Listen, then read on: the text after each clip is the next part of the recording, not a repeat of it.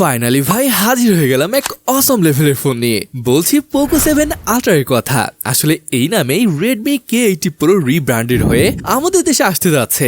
এই ফোনটি প্রথম কোন ফোন হবে যেটা সব থেকে কমে স্ন্যাপড্রাগন 8L চিপকে দিয়েছে। এছাড়া বড় সাইজের ব্যাটারি সহ থাকবে খুবই ফাস্ট চার্জিং। মোট কথায় এই ফোনটিকে আপনার ভালো লাগতেই হবে। তাই আজকের এই ভিডিওতে এই স্মার্টফোনটির প্রাইস, ক্যামেরা, পারফরমেন্স সম্পর্কে ডিটেলসে জানতে পারবো। তাই আর দেরি না করে চলুন শুরু করা যাক আজকের এই ভিডিওটি। এরই সাথে সাথে আমাদের চ্যানেলটিকে সাবস্ক্রাইব করে রাখতে পারেন।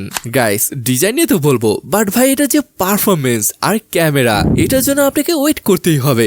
যাই হোক, ফোনটি দেখতে যে খুবই প্রিমিয়াম মানের এটা বলার তো অপেক্ষা রাখে না। ডুয়েল টোন ফিনিশ, যার নিচের অংশটুকু ম্যাট ফিনিশের, আবার উপর যে অংশটুকু রয়েছে ওইটা গ্লোসি ফিনিশ দেওয়া হয়েছে। ফোনটির সাইড এবং ডিসপ্লে উভয় পাশকে ফ্ল্যাট করা হয়েছে। ক্যামেরা মডেলের দিকে একবার দেখুন না, একদমই ছোট্ট করে সার্কুলার ক্যামেরা মডিউল দিয়েছে, যার মধ্যে রয়েছে আর কি ট্রিপল ক্যামেরা সেটআপ। আর এটা ফ্ল্যাশ লাইটকে এই বাম পাশে লম্বা করে রাখা হয়েছে। ওভারঅল ডিজাইনটা যে খুবই সুন্দর হয়েছে সেটা বলার কিন্তু অপেক্ষা রাখে না। ফোনটির ওয়েট 213 গ্রামের মতো। এটা থিকনেস করা হয়েছে 8.39 মিলিমিটার। এছাড়া এখানে রয়েছে IP68 রেটিং। পোর্টস এবং বাটনের কথা যদি বলি, টপ সাইডে একদমই কিছু রাখা হয়নি, একদমই সেম অবস্থা বাম পাশেও। বাট বাকি পোর্টগুলো এটার বটমে দেখতে পাবেন। Speaker grill, USB Type-C port, mic এবং সিম কার্ড ট্রে। ডান পাশে রয়েছে power on button and volume rocker. Top সাইডে কিছু দেখা না গেলেও এটার আয়ার ব্লাস্টারটি ক্যামেরা মডিউলে দেখতে পাবেন। তাছাড়া এটাও কিন্তু স্টিরিও স্পিকার সাপোর্ট করে। ফ্রন্ট ফ্ল্যাট হলেও ব্যাক প্যানেলকে কিন্তু 3D কাট করা হয়েছে।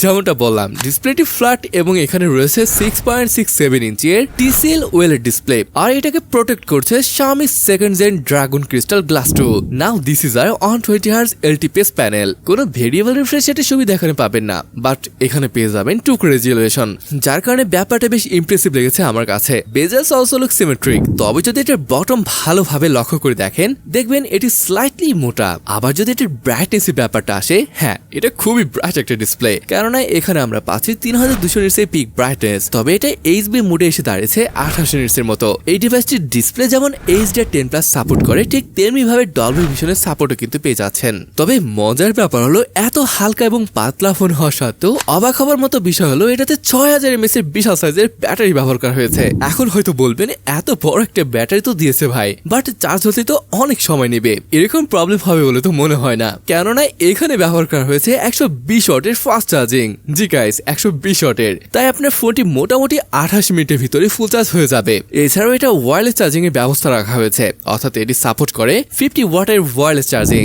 ফিঙ্গারপ্রিন্ট সেন্সরটি আল্ট্রাসনিক এবং এটা ইন ডিসপ্লেতে রয়েছে। এখানে OS হিসেবে থাকবে HyperOS 2 বেস অন Android 15। এত ভালো কিছু দেখলাম যেটা অবশ্যই ভালো একটা ব্যাপার। তবে এই ফোনটি যে বিষয়টা সবার নজর কেড়েছে সেটা হলো এটা স্ন্যাপড্রাগন 8 Elite চিপটি। জি, এখানে এই চিপটিকেই ব্যবহার করা হয়েছে। আবার একটু চমকে দেই, এটার আন্তর্জাতিক এখানে দেখতে পাচ্ছেন প্রায় 3 মিলিয়নের কাছাকাছি।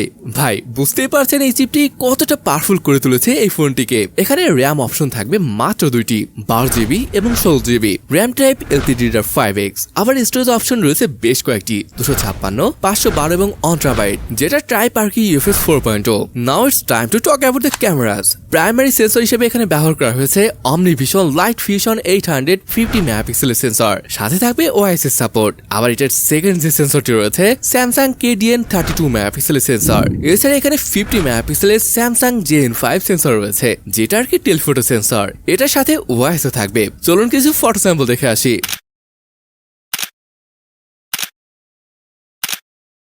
এর ফটো কোয়ালিটি যেমনটা বললাম দুর্দান্ত ছিল, যদি প্রাইসের ব্যাপারটা আসে আর কি। আবার ভিডিওগ্রাফির কথা যদি বলি, আপনি HK24 FPS শুট করতে পারবেন এটার প্রাইমারি সেন্সর দিয়ে, বাট এটা 20 মেগাপিক্সেলের সেলফি ক্যামেরা দিয়ে সর্বোচ্চ 1080p দিয়ে শুট করতে পারবেন। এবার প্রাইস, আচ্ছা, এটা বাংলাদেশে আসার পর হয়তো 65 থেকে 70,000 এমনটা পড়তে পারে। এবার চিন্তা করুন ফোনটি এই প্রাইসে কি অফার করছে। সব থেকে ভালো লেগেছে এটার পারফরমেন্স, 2.9 মিলিয়নের আন্তর্জাতিক স্কোর।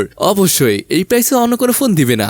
বড় ব্যাটারি, ফাস্ট চার্জিং সহ ক্যামেরা সেটআপও ভালো লাগার মতো। তো কেমন লাগলো এই পোকো 7 আল্ট্রার ভিডিওটি সেটা জানাতে ভুলবেন না। তাহলে আজকের ভিডিওটি এখানে শেষ করছি, দেখা হবে পরে কোনো অসম ভিডিওতে।